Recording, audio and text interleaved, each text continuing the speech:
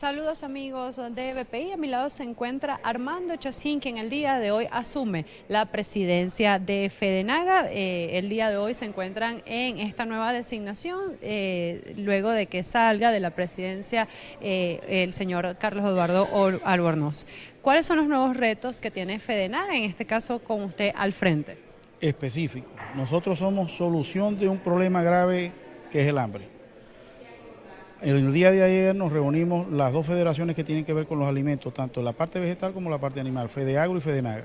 Estamos dispuestos de alguna manera a tratar de revertir la verdadera guerra, la que tiene cada ciudadano en su hogar, la de poder conseguir los alimentos en cantidades suficientes para que puedan saciar sus necesidades. Yo creo que eso es importante decírselo al país, pero lo más importante es decirle al Estado venezolano: aquí estamos nosotros, pongan sus mejores hombres y nosotros pondremos, por supuesto, nuestros mejores hombres para que juntos podamos derrotar la verdadera guerra que tiene el venezolano, que es el hambre y el que deambula de alguna forma buscando alimentos. Yo creo que lo podemos hacer y eso es el mensaje positivo que nosotros debemos de decir hoy y debemos aportar hoy al ciudadano venezolano. Veíamos esta mañana informaciones que Venezuela es el país donde la carne es la más económica. Entonces, con este panorama, ¿cómo sale un país de la crisis con unos precios tan bajos? Importante pregunta, yo creo que es muy fácil de decir. No solamente la carne, la mayoría de los productos que vienen hechos en Venezuela son los más económicos que existen en Latinoamérica. La carne y la leche son las más económicas y que tienen quizás muy buena calidad o mejor calidad que cualquiera de las que compite con cualquiera de las de Venezuela, de las de Latinoamérica. Ahora bien, nosotros tenemos que estar claros que con 8 centavos de dólar nosotros no podemos sobrevivir, porque la mayoría de nuestros ítems son importados. El 95% de los productos que nosotros necesitamos son importados, de componente importado. La mayoría de las empresas que de alguna forma estaban en el país se fueron y desaparecieron. Nosotros tenemos que sobrevivir. Nosotros creemos que esto se puede revertir. Ahora bien, el problema es un problema macroeconómico que no depende solamente de nosotros. Nosotros podemos producir alimentos para tratar de inundar el mercado y de estabilizar los precios.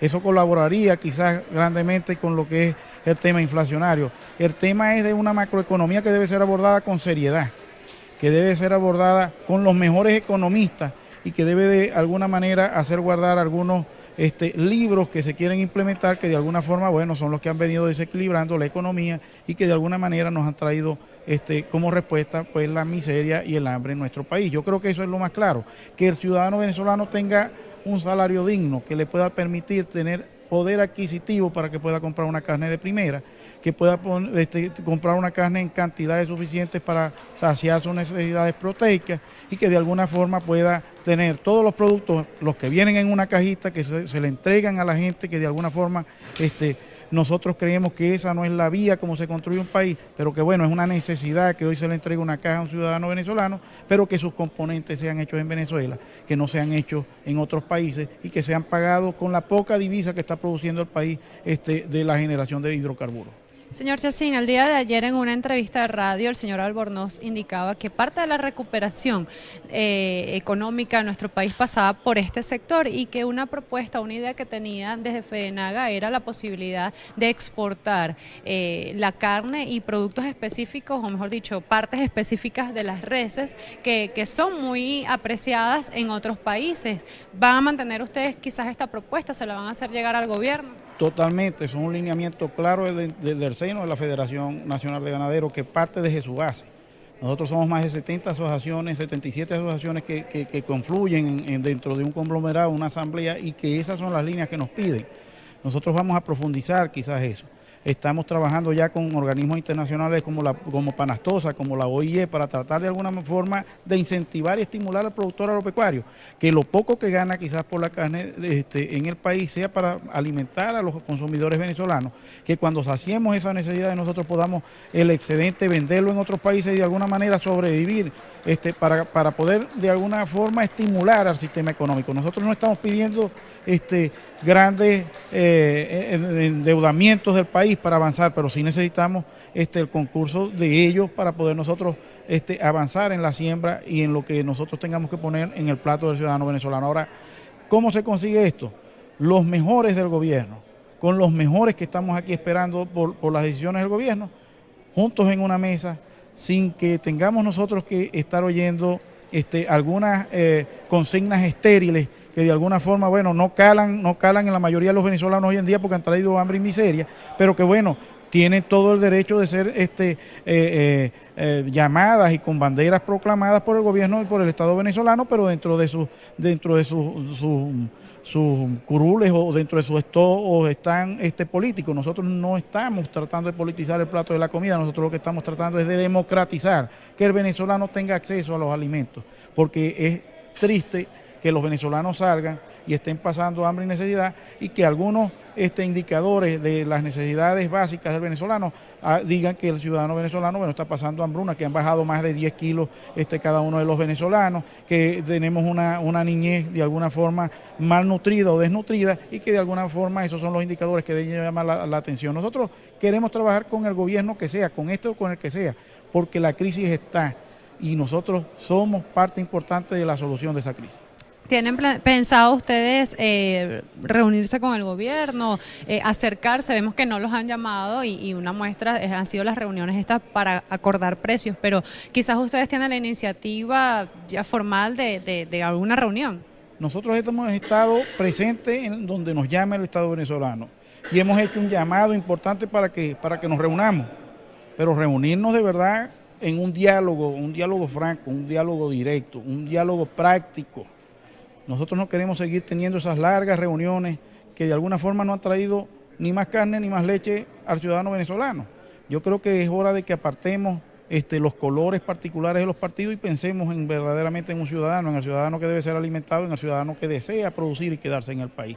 Eso es un diálogo muy claro que debemos hacer. Ahora, nosotros no podemos regular precios en una escalada inflacionaria y lo decimos claramente. ¿Cómo nos pueden poner a nosotros un camisón para regular el precio de la leche, que ya bastante económico está, para de alguna forma hacer eso como que si fuera un programa social del Estado y del gobierno venezolano, que es un error económico que nuevamente se construye?